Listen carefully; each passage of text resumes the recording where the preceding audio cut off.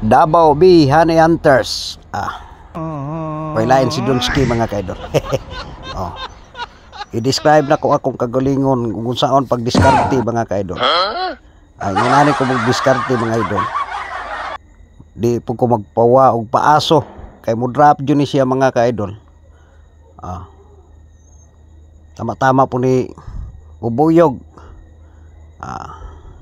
Igo-igo po ni ug masipyat kay ini mga kaidol.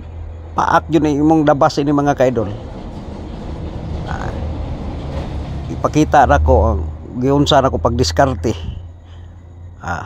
Daghang nakatinga sa ko nga dili ko pa akon og bubuyog. Pero ingon ani ko mo diskarte aron di ko pa akon og bubuyog. Magpaaso jud kung maayo mga kaidol. Ipakita na ko mga kaidol.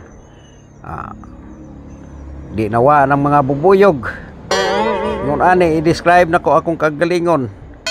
Ingon ani nga mo diskarte. Dili po na ko isugal akong kinabuhi. Kay tungod lang ining mga mananap mga kaidol.